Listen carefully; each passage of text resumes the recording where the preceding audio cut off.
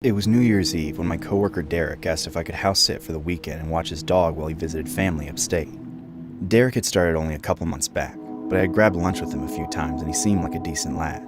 Besides, the idea of a quiet night making some extra cash sounded better than fighting crowds at some bar at 35. Derek left Saturday morning and said he'd be back late Sunday.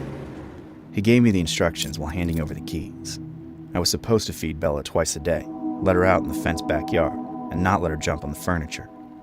Bella was a sweet-tempered, small husky mix, so it felt like easy money at first, until I took her out back to the fenced yard to run around at 6 that evening. At first she was happy playing fetch, but then she spotted a squirrel near the back fence and squeezed through a gap I hadn't noticed. It was a section where the chain link had come loose from the post. Before I could grab her collar, she was gone, crashing through the brush into the woods behind the property. I went after her. The woods weren't deep, maybe 50 yards before they opened onto a neighboring street, but it was getting dark and cold. I called her name, stumbling over roots and dead branches, and finally found her sniffing around a fallen log about 100 feet in. But when we got back to the house, I noticed the back door was open, swinging slightly in the wind and hitting the frame. My skin crawled. I was sure I closed it, but maybe the latch hadn't caught, or the wind had pushed it open, I thought. I tried to convince myself it was nothing, yet I still checked the front door, which was still locked, and did a quick walkthrough of the house. Nothing seemed disturbed. I chalked it up to my own carelessness and tried to shake off the unease. Later that night, my girlfriend Clara came over. Derek knew about it and said it was fine. She got off work after midnight and drove straight there. We settled into the living room with some wine and watched the ball drop on TV. Bella was curled up at her feet. Around 1, we decided to head to bed. Clara wanted water first, so she went to the kitchen while I took Bella to the spare room. I was just setting up the futon when I heard Clara's shrieks. I ran out and found her on the kitchen floor near the doorway, half slumped against the cabinet. One hand was clamped over her mouth, the other braced on the tile as if she'd barely caught herself. Her eyes were fixed on the back of the house. Through the glass, I saw a figure already moving away. They weren't tall, maybe 5 feet something, wearing a dark hoodie and a plain white mask that made them look like a mannequin. They vaulted the deck railing and disappeared into the darkness below. A second later, we heard the thud of them hitting the ground, followed by footsteps tearing through the underbrush. Clara grabbed my arm and said it had been inside, standing right there when she turned on the kitchen light. And said it had been inside, standing right there when she turned on the kitchen light. And said that it had shoved past her before running for the door. That was when I noticed the crowbar near the back door. It had been dropped on the hardwood. The metal was scuffed where it had stuck the frame. Whoever it was had brought it with them, and they'd been close enough to use it.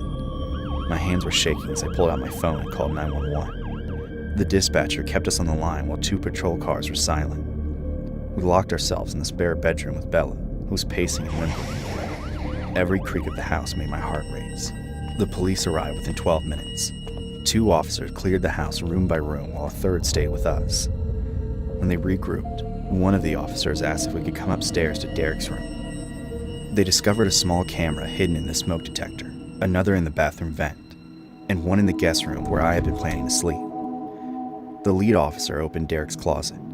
On the top shelf, behind some boxes, were 3 external hard drives and a laptop I hadn't seen before.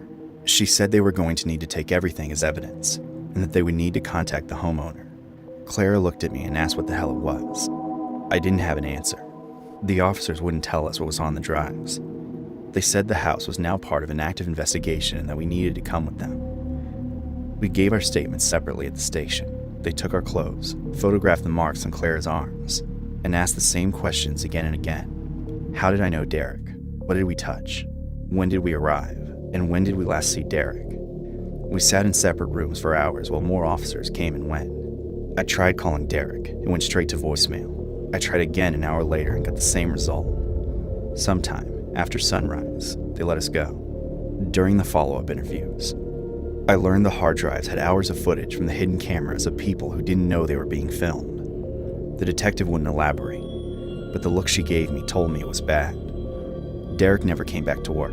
His desk was cleared out by security the following week. The house went up for sale 2 months later and was sold to a quick buy company for under market value.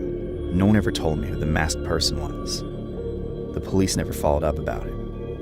My best guess is that it was someone who'd been recorded and returned, prepared to erase the footage, or the man who got them, And if the timing had shifted even slightly, it could have been either Claire or me who would have been erased, or the man who got them.